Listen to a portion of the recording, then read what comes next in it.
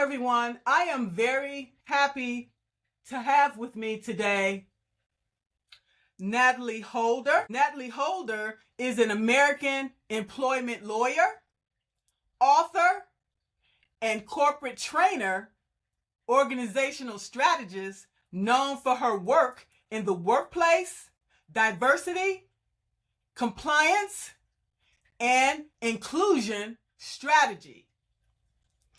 I'm Margaret Williams, the author of the Empowered Leader publication, where I help marginalized leaders gain visibility, impact, and to raise your elevation. So, Natalie here, I met her on Podmatch, and she is also on LinkedIn.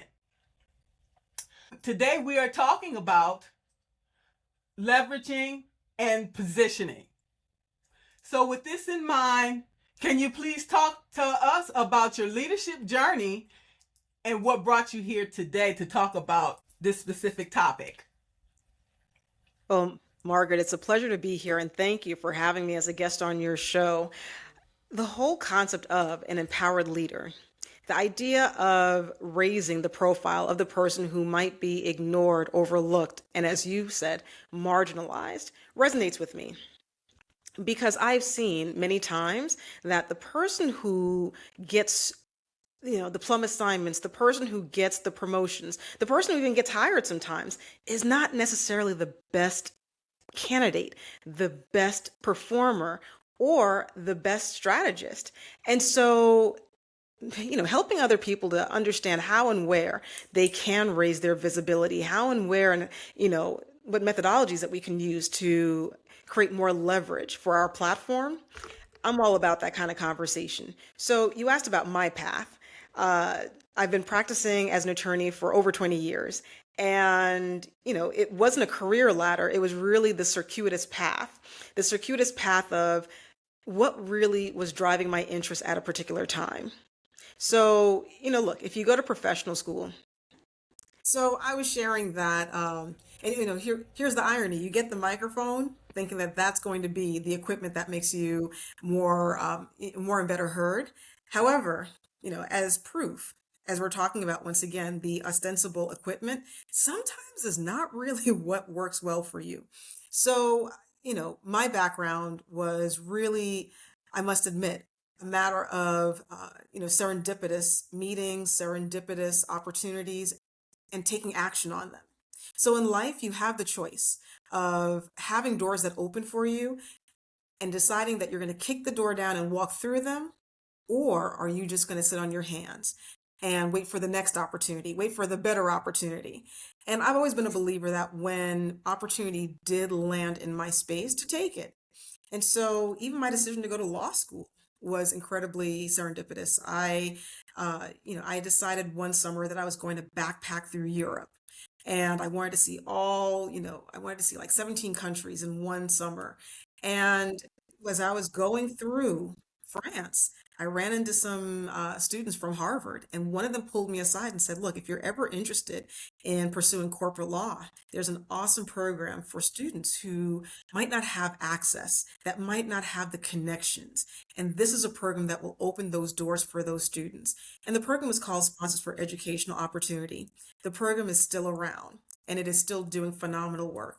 And so I applied to Sponsors for Educational Opportunity. I landed, one of their two opportunities for a junior, and they placed me in this, it was probably one of the best law firms that they could have placed me in. It was a New York City corporate law firm that had, I would say, a gentle touch to them. They were very cooperative. They were very eager to help me understand what it meant to be a practicing attorney. And so, I could have, while I was, traipsing through Europe, said, "Oh, I don't have time for this." But once again, when opportunity comes into your path, I believe either you take it or you squander it. And so after doing that summer internship, taking that program, I decided, what? I think I'm as smart as the people I worked with this summer. I think I could actually practice law, and I decided to apply to law school. And as the first person in my family to pursue law, it really was a learning curve every step of the way. From how to apply to how to take the test to, what offers do you take when you were thinking about law school? It was really all new to me. Even the whole idea of, do you take time off between undergrad and law school? Which is something I'd highly recommend to anyone. Take the time between your studies so that you really have more context for what you want to get out of the degree. You're paying for these professional degrees, and right now, with cuts in federal funding for student loans, it really is important to make sure that you are pursuing a career path that is going to have an immense return on investment, because guess what? Now you're paying for it. And so I really wish I had taken some time, which I didn't do. And, I forged through and I landed my first job at the New York City Commission on Human Rights. And I often tell people I've sat at three different tables, three different seats of the employment law landscape table. I've sat, with employees who were plaintiffs. I've sat with management who were defendants. And I sat with truth and justice. And that's what it was being with the New York City Commission on Human Rights. We didn't have clients. We represented the city of New York, who made sure that our employment laws were being properly administered and properly followed to protect our residents in New York City. And so, these were cases of discrimination, harassment. The biggest case that I worked on was a religious accommodation case. There was a Sikh officer who worked for the New York City Police Department, and he was a traffic enforcement agent. And as a part of his religion, wearing a turban was an important part was an important part of practicing his religion. And NYPD said, no, we need you to wear the 8-point cap instead of your turban. And I did some research and I said, no, I think this person is entitled to what's called a religious accommodation. It is basically an exception to the rules to ensure that someone can practice their religion, as long as it doesn't create an undue hardship for the organization. And I said, I don't see how wearing a turban instead of a 8-point cap creates an undue hardship. Swapping out one cap for another is not a big deal, as I saw it, and as I argued. And I'm very happy to say that gentleman did win the right to wear his turban with his New York City Police Department uniform.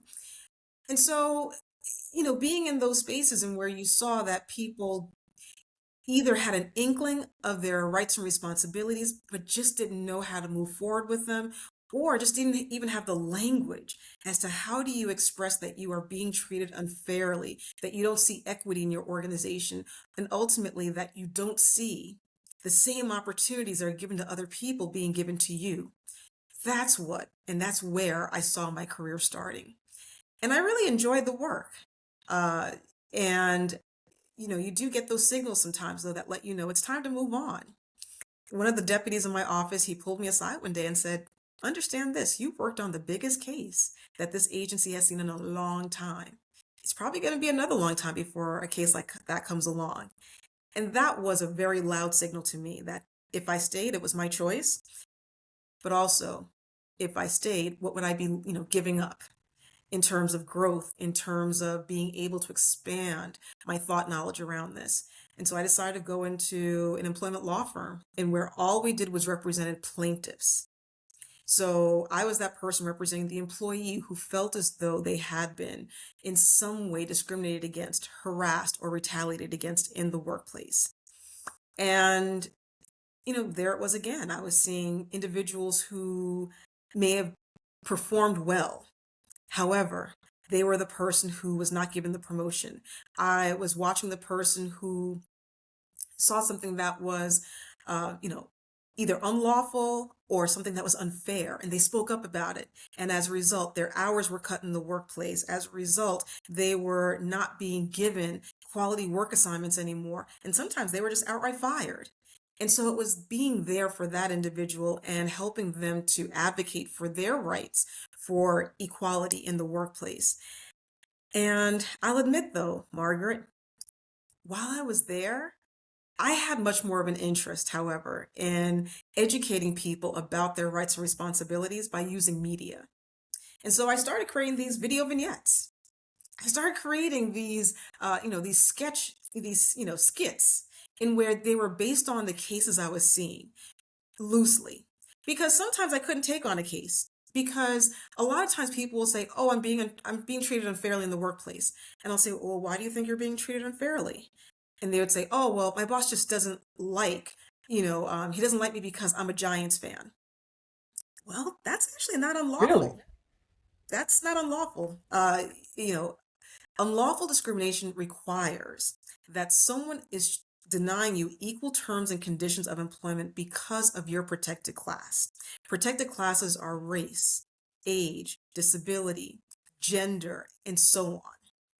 And so you being a Giants fan, that doesn't entitle you to protections in the workplace, unfortunately.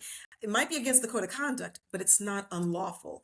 And so I was creating these video vignettes to help people to understand and to create conversations around how and where could we engage in better discourse in the organization? How could we make sure that we're treating people respectfully with civility? And that's where I saw the next iteration of my career. That's where I saw the next shift in where, once again, I believe in being honest with what you want to do.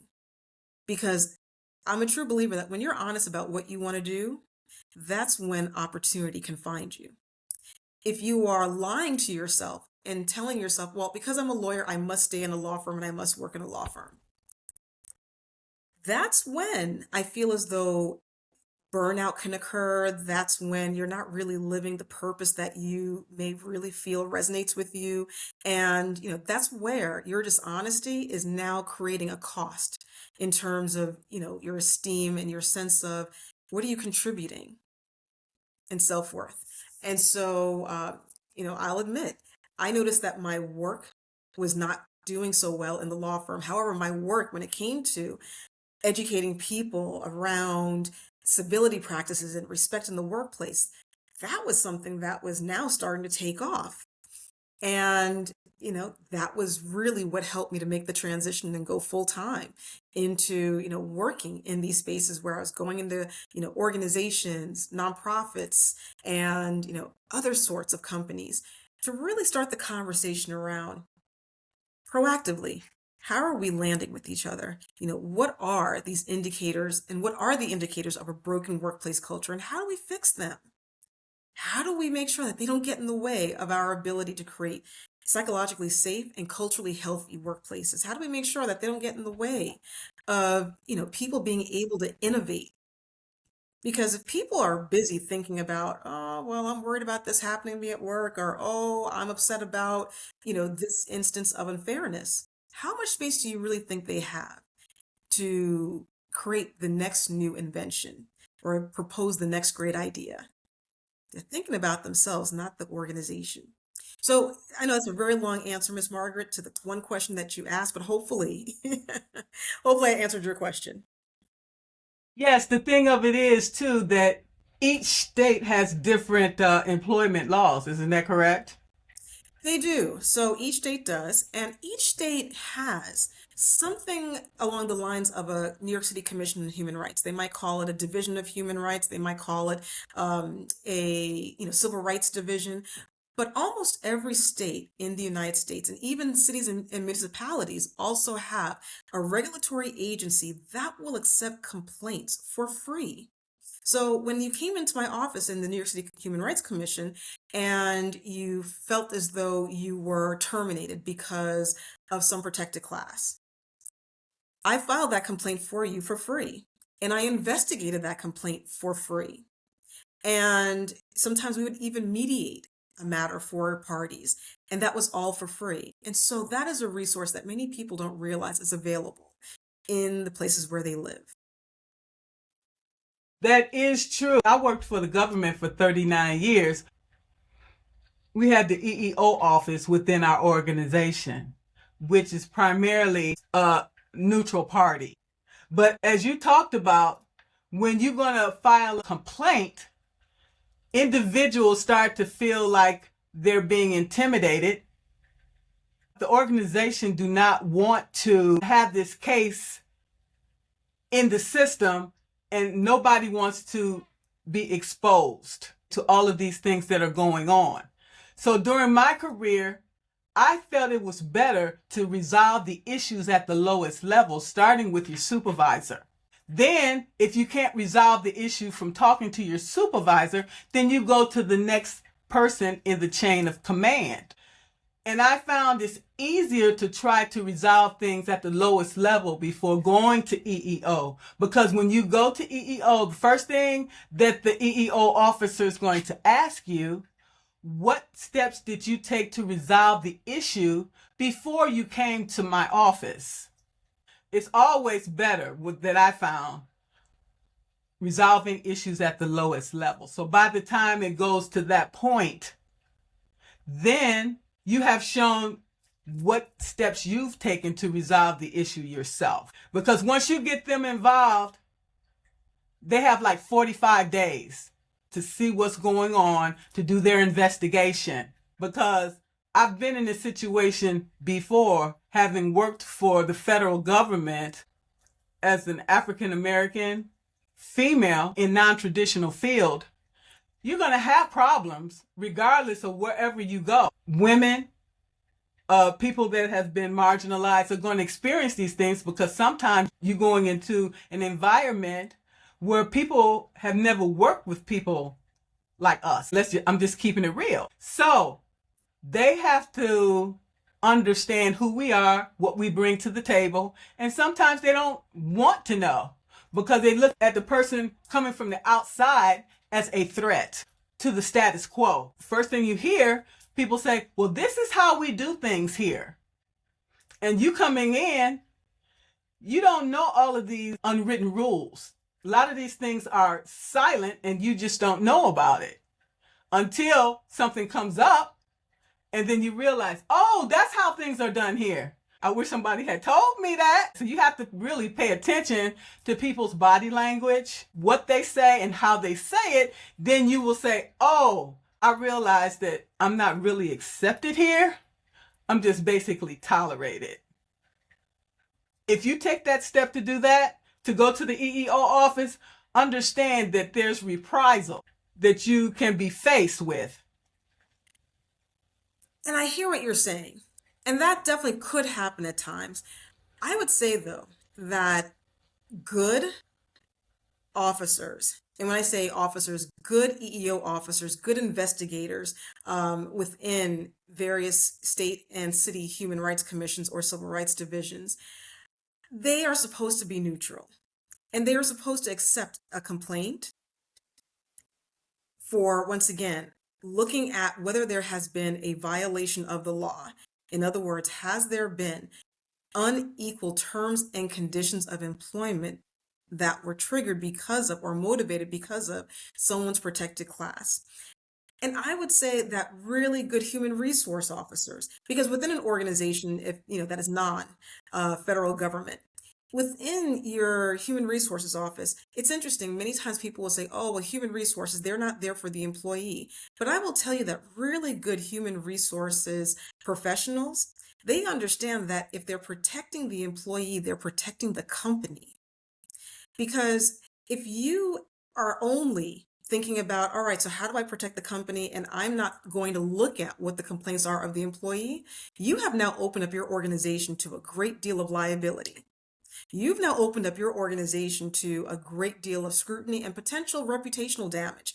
And even more detrimental, you are now starting to break apart the morale and the sense of trust that people have in your organization.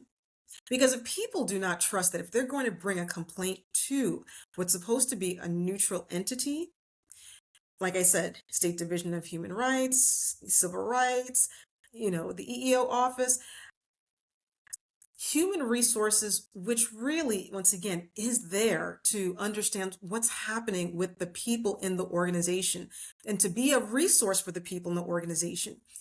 Those people who are really good at understanding how they could stave off any sort of further and future damage to not just the individual that's before them, but also ultimately the organization. They will do their best to make sure that they've fully investigated a concern, that they have fully looked into remediation, and that there's a solution, and that ultimately there's good communication. you know, it was interesting when I was, in one of my last roles, we had a complaint in where an employee felt as though one of the training vendors who came into the organization had exposed her to, a hostile work environment based on gender and race. So this vendor came in to do a training, a technical training. And the vendor was using very loaded language in terms of, misogyny, talking about his mother-in-law disparagingly. When he's giving examples, he also, made a very, grotesque comment about this African American who was wearing a gold chain, as someone who, who would want to deal with that person. So he was making some very loaded comments that put our employee in a very uncomfortable position. And luckily, because that employee trusted our internal mechanisms, that employee came to me, that employee went to the human resources director and shared the concerns. And now it was up to us not to brush those concerns under the carpet and just say, oh, that's just one employee. We don't have time for that. No, it was really looking at, how did this happen? How did this vendor get into our organization? Does this vendor have access to our code of conduct and understand that there is a code of conduct that they must be held to if they're going to be providing services to our people? And so, number one, we fired the vendor. That vendor was never going to come back to our organization, but we were also able to tighten up some of our loopholes in where not all vendors. I mean, you work for the government, so you know that at a certain threshold, if you have a P card, a purchase card, you don't necessarily have to, go through an RFP process, a request for proposal process. You can just use your purchase card to purchase at a certain, a dollar amount. And certain trainings that don't reach a certain dollar amount, they were getting through our system without our vendors ever having to go through our, code of conduct, understanding, their responsibilities as vendors. And so we tightened that up. It was not worthful. It was not worthy, though, to tighten things up without getting back to that employee who complained. Because that's also sometimes what happens, right? You file the complaint and maybe something did happen, but you're never told. You are left there, left out of the loop. And it's now this, this gaping question of, all right, so was it even worth it to bring this forward to my management? The answer was yes for us, because I made sure we got back to that person and let them know what we did, how we were moving forward with training, and, providing the continued open door that if this ever happened again, we wanted that employee to come back and let us know. Because one of the worst things that can happen is that employee goes externally and files a complaint with one of those regulatory agencies.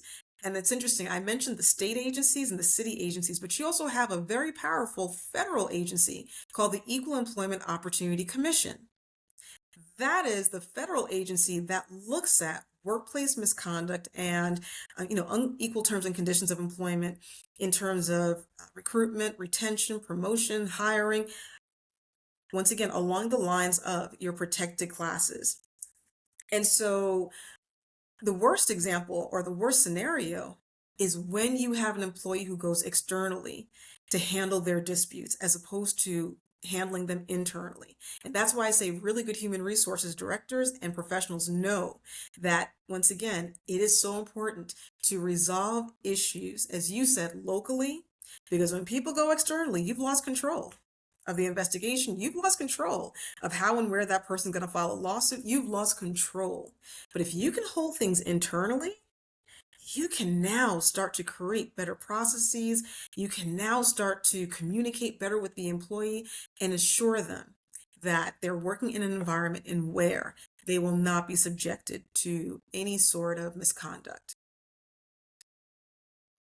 Yes, I totally agree with that. When I first started my career, probably the second or third year in, I decided to become a EEO counselor.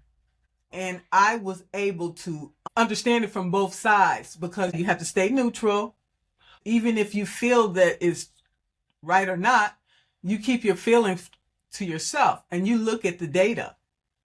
You have to maybe have interviews with other people and see what they say, which can be problematic in itself, because nobody really wants to get involved with somebody else's situation, because you can become a target too, because people are looking and people are listening. And one of the first cases that I experienced personally, they came back and they said, hey, this is what was found, and this is how we suggest that you handle it. Because I was upset because I had a performance rating that I felt was beneath me based on the work that I was doing. I was the only female that worked with the guys. My supervisor was not a very nice person to me. And I felt it was because I was black and female. I didn't ask for that job on that boat. They said that you will work over here. And I did what they told me to do.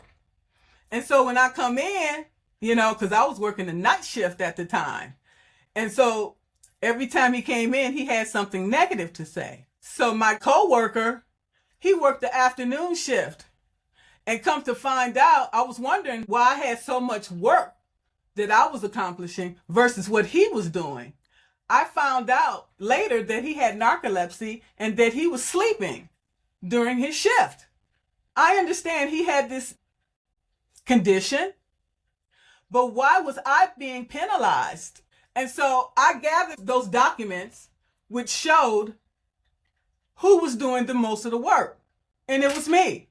So I made a copy of all those documents. And so I went in and told them, I'm like, look, the record speaks for itself. It shows that I am the one that's doing the majority of this work. And he was up there asleep. His father knew the chief of construction. And so he called in a favor. All right. And he said, look, my son, he need a job. They said, okay, we'll give him a job. And they gave him that job. But then when they put out a promotion, he got the promotion. And I had to stay at the same pay, which means that basically he could tell me what to do. And I'm like, no, you're not telling me anything because I got all this experience. I've been doing all of this work and I don't know what you're doing. But this is unfair. So the EEO office agreed with me. All right. They changed my rating, but it wasn't nothing I can do about the promotion because they gave that to him. But I was very angry after that. And so they knew that.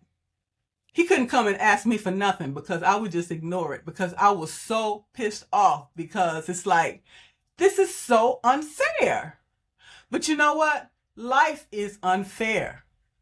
And as I sat back and looked at the situation as it was and looked at him and seen myself, I really felt sorry for him. I really did because the way I talked to him was not very nice. And so it wasn't his fault that he got that job and he was promoted. So why take it out on him?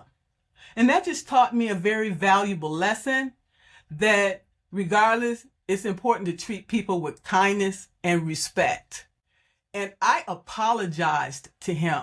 I really did. I really felt bad because what happened after that is they came in with the GPS system, which eliminated most of our jobs. And he was one of the ones that was let go because they felt like he wasn't pulling his weight. But I kept my job because they like, hey, you are very productive and you know very responsive. I went on and moved to another office and continued my career anyways. And it really taught me some very valuable lessons. Like I said, humility and empathy, because you never know what another person is going through in life. Sometimes it's just saying me, me, me, me, me, and not looking at the big picture overall. And I think back to that, you see that I remember all of these things. And I try to treat people the way I wanted to be treated, regardless of how they treated me. Because at the end of the day, I need to sleep at night. And I don't want to go to sleep knowing that I did somebody wrong or I treated them disrespectfully. So I really learned a lot of valuable lessons from that experience. It was only 2 of us. All the rest of them are guys, 2 African American women. The woman, she didn't like me, I'm like, I'm on my own. And the boss came to me one day. He's like, Margaret, I want you to be in charge. And I'm like, oh my God, why he put me in charge? I'm not even an engineer. I'm an engineer technician. Because we was all cool and everything. We all went out together, lunch, and we would go out sometime to one of the restaurants on the base. And we'd have a good time. But once the boss put me in charge, nobody wanted nothing to do with me. I was like the odd man out. Oh, she's going to go back and tell the colonel we did this and did that and this.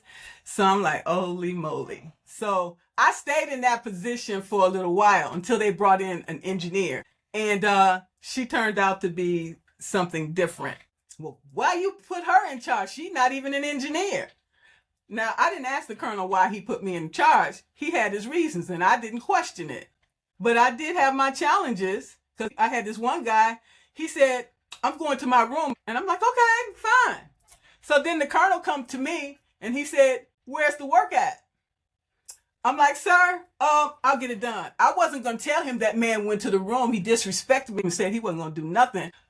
I'm not saying everybody's like this, but he was from Alabama, and he like, I got more knowledge and experience than you. And so I'm like, okay, whatever. I was saying to myself, if you don't like the choices that the colonel made, you go talk to him about it. I couldn't tell the colonel I wasn't going to do it. There was zero tolerance in Iraq. So he didn't care who did the work. He wanted it done. And I stayed and got it done. So what happened was one day he was talking to an EEO officer, and he said something derogatory to her, and he lost his job. They sent him back home. See, people like that, their attitudes is usually consistent. People like that hang themselves. We have all of these rules, regulations, and everything telling you equal opportunity employer, but in reality, people are going to be themselves. Eventually, the mask is going to come off. It's just a matter of time. So I'm like, I don't have to do nothing. I'm just going to do my job. Another guy, he filed a complaint against me and said I harassed him. I'm like, me harass you? Okay. And then they was talking to all the people that I was working with, and they was looking strange, you know? And so what they end up doing, they end up giving him something to go away. They didn't never say nothing to me specifically, because that's why I know when you're working for the government, make sure you dot all your I's and cross your T's, because somebody can come back and say anything about you. So I didn't want to give nobody, as we say, the rope to hang you with. I'm not going to give you that. So you're just going to self-destruct on your own. And when it come back, I'm going to come back clean, because I haven't said nothing or did nothing derogatory, because I'm following the rules. When we follow the rules and we do what is required, the way it's supposed to be done, because we have values. And I stick with those values. I don't care. You cannot trigger me out of that, because some people will try to jab at you to get a negative reaction from you, so then they can document it against you and say, see, I told you she was crazy, or she was this or that. So you never give people the ammunition to use against you. So I stayed with that, because if something don't feel right, then I'm like, no. Because when I started working for the federal government, it's because our values were in alignment with each other.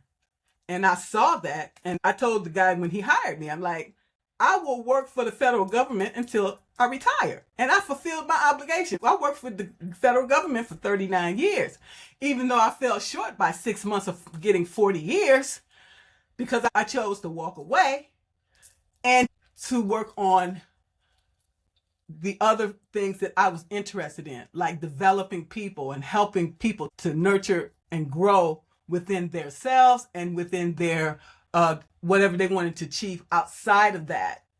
So I stayed with the federal government because it was comfortable. And for the most part, it was enjoyable. It gave me an opportunity to work overseas for 16 years.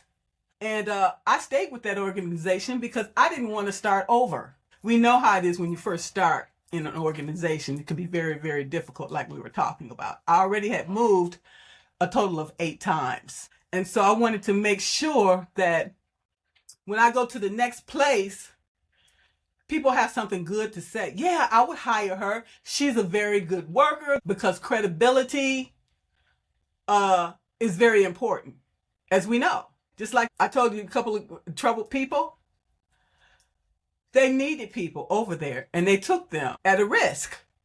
So we have to be mindful of all of these things. And so at the time I was hired, there was affirmative action. I filled 2 quotas. I was Black, I was female. Now, I had an associate's degree, which made me qualified for the position. But how it helped me was a friend of mine, sister-in-law, worked as a program manager. And he said, here, my friend, I would suggest you hire her because she's very good. So it was through word of mouth that helped me to get an interview. And from there, I was able to get that job. And that was the best job I had. And I wanted to cherish that and fulfill my obligation. And I think I did that. And so we all need to be mindful of this. And so I always tried to veer away from anything negative as far as being involved with any controversy, as far as any investigations, because I don't care what organization you work for or what country you live in. People are going to experience harassment, discrimination. It's all in the world. We see that. People are going to be people. We all come from different environments. We all see things from different perspectives. Okay? But are we willing to sit down and talk about these things and see how we can bridge the gap? Many times, some people are not willing to do that. And we can't make somebody like us. We know that. Even though the government says you will accommodate people here, you will do this, you will do that, because we know that when to work together as a team, we can accomplish more than we can individually.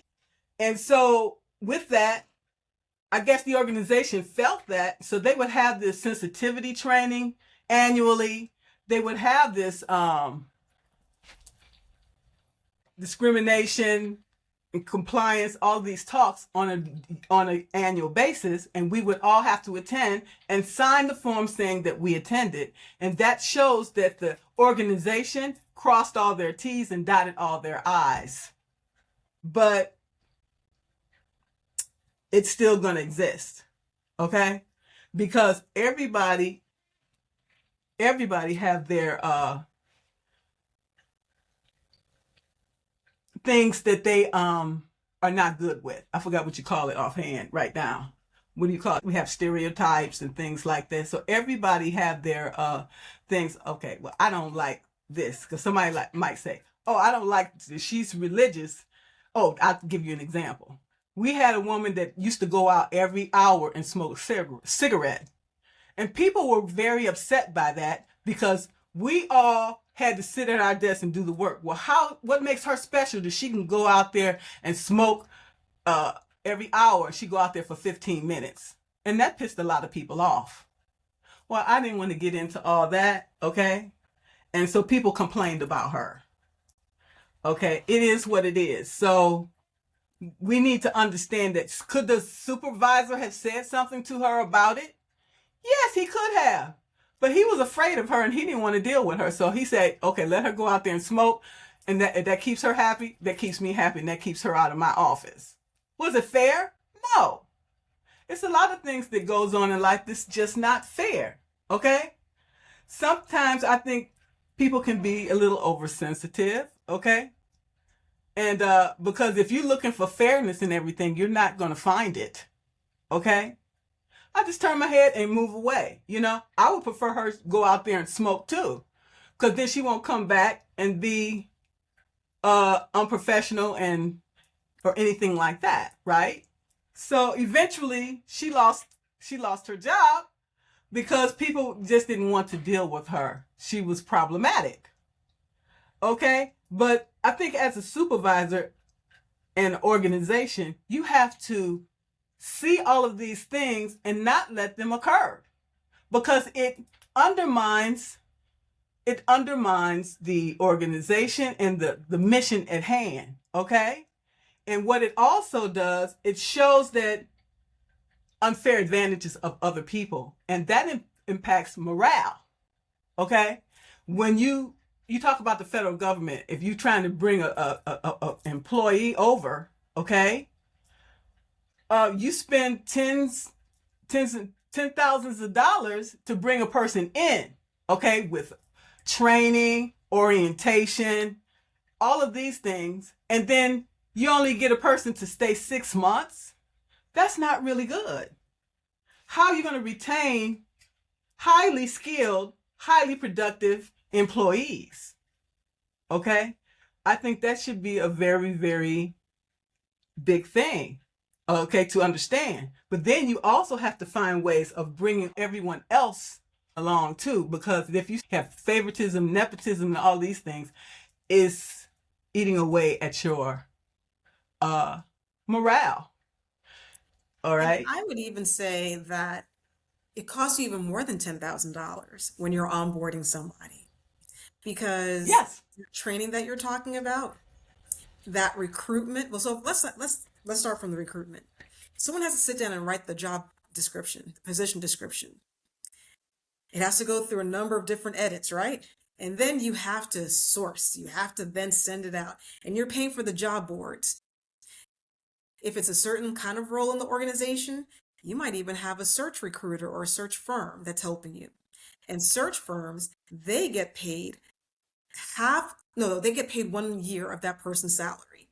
So if you're bringing in somebody who's making $100,000 a year, the search firm gets paid $100,000 for that search. And so the costs accumulate when you're bringing on somebody into your organization. I think that there was a stat years ago that said that when you bring somebody in, it can cost you 1.5 times that person's salary when they leave. And so I agree with you that it really is important to look at how are we creating the environment and the conditions that make people want to stay in the organization. Gallup recently, conducted a poll and they found that 68% of employees who leave, they leave not because of money. They leave not because, the work was hard. They left because of poor leadership and management. You can't sometimes control salary bands. It is what it is. People get paid what they get paid in a salary band. When we decided to move from remote to in office, maybe once again, that is something that the organization felt was important.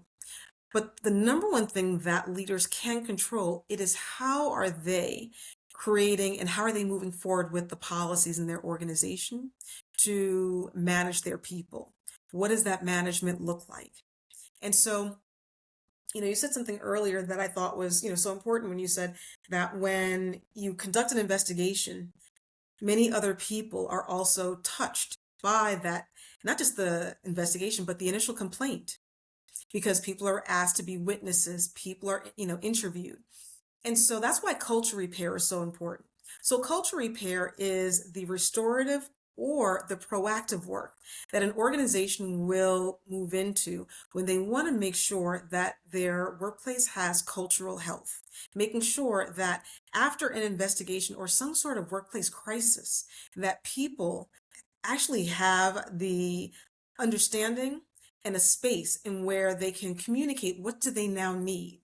So it starts with, having an assessment, understanding how is your organization impacted by this crisis. And I would even say an investigation can sometimes be a crisis because sometimes with an investigation, you have definitely unearthed and found things that you may not have even anticipated that you would have found within the initial scope of your investigation. And so you can't just expect people to go back to business as usual after you've had that crisis. You need to make sure that you are also, like I said, proactive about it. And where, part of my research was around looking at what are the indicators of a workplace culture that is broken. I've worked for 3 leaders of an organization or CEO, and all 3 were either asked to leave or they stepped down in disgrace. And so my research was around helping the next leader understand how not to go down that path. There were things that those leaders did For example, those leaders might not have managed bullying well. Those leaders might have not engaged in providing equitable, informal mentoring. Informal mentoring, it is that ability to give people clear expectations about what their roles involve beyond what the position description calls for. Because we all know that, yes, there's a job description that's on the four corners of a document, but then there is the beyond the brochure role that you are asked to do. And it's that informal mentoring in where someone pulls you aside and has that conversation with you and gives you insights and gives you guidance. Sometimes they might even be steering you out of a dangerous path that they might see that you're going down. And so these were these leaders, once again, that stepped down in disgrace or resigned or were asked to leave. And these were some of the indicators of a workplace culture that they did not manage very well. I have to agree with you. I remember when I was in Iraq and I was asked to be the supervisor at that time. I felt very, very uncomfortable with that because I am an avoider.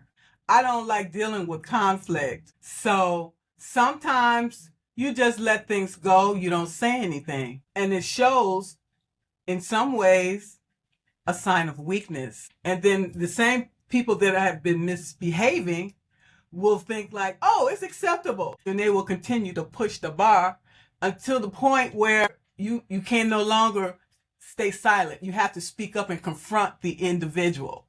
And at that time, it can become very, very awkward. So as looking back as a supervisor, what I would do is address the issue early. Well, come on into my office, Natalie, for example. Somebody said something and let's sit down and talk about this. What's your stance on it? Because then employees can get defensive. That's why a lot of supervisors really don't like to deal with these type of issues and rather just tolerate it. But that's not good. Oh, it's dangerous.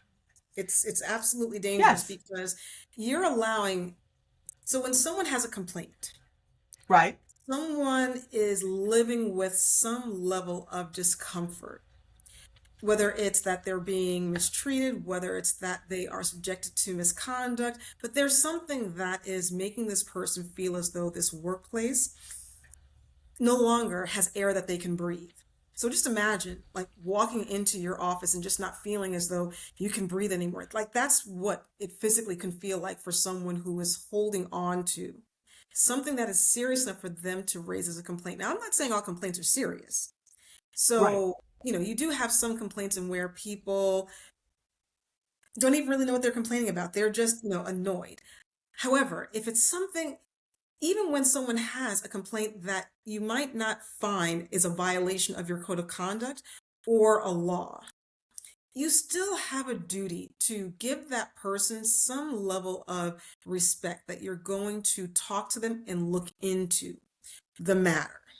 Now, once again, I'm not saying that you're going to agree with them. I'm not saying that you're going to make a finding in where you are going to do something based on what they've asked for. However, you do have a responsibility to hear this person out and to understand whether or not there is something systemic, something that has been, once again, a violation of your code of conduct, other policy, or a law. Because if you don't sit down with that person, once again, you have now opened the door for that person to go externally and to file their complaint with a federal, state, or city human rights division. And they don't have to pay a dime to do it. And so I would much rather sit with the person who's complaining that we only serve hot dogs on Monday. I'd much rather have that conversation and explain to them, this is our menu, this is how we, do it, this is how we do it. If you'd like to make a recommendation, maybe let's start a suggestion box.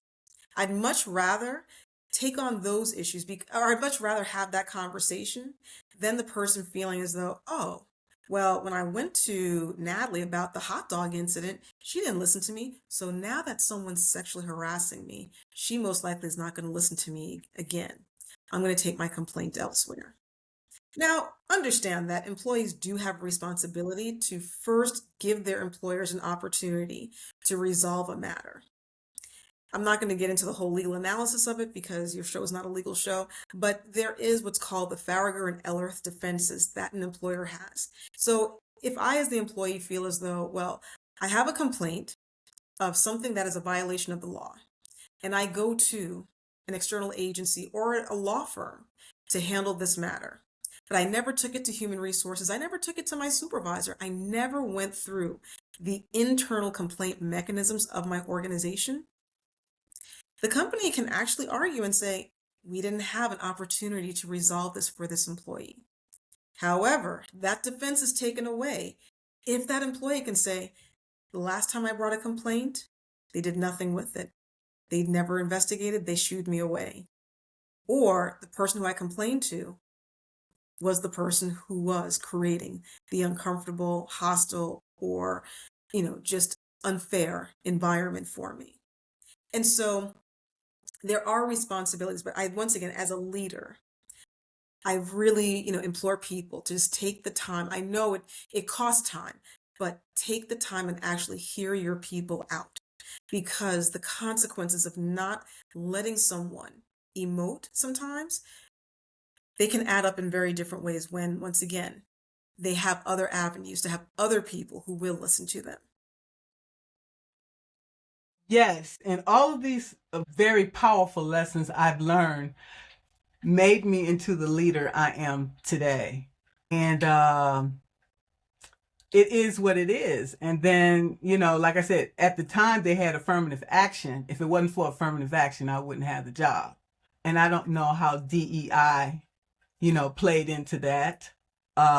I guess it was a replacement for affirmative action. I don't know. But I think everybody needs to be treated with dignity and respect, regardless of your color, regardless of your nationality, regardless of your gender, sexual orientation, or whatever. And that is what's going to help these organizations to elevate and to grow. And to answer your question about affirmative action, so understanding that affirmative action was really looking at who in your organization do you not have.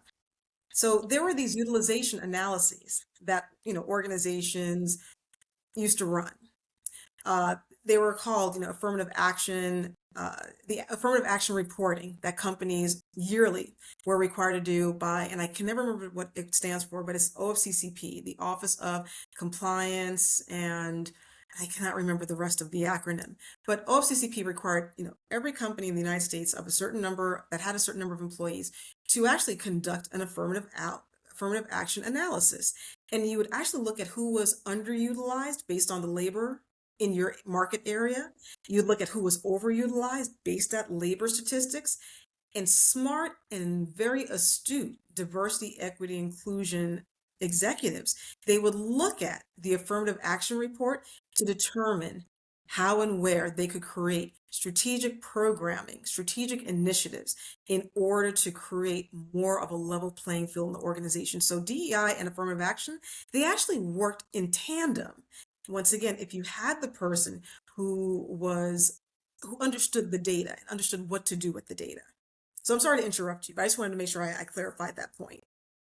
I'm glad you brought that up. And that's why it was so important for me coming in, knowing that I was an affirmative action hire, that I show myself worthy, okay, of the position. And show myself to be professional, because when I was raised, well, you be professional, you be a positive light, you go out there and show people who you are, because I grew up in the 1960s. So my role was really to advocate and to educate people on what being African American meant. Because people come up with the stereotype, oh, angry black woman. So I wanted to show differently. I'm educated and I know how to carry myself.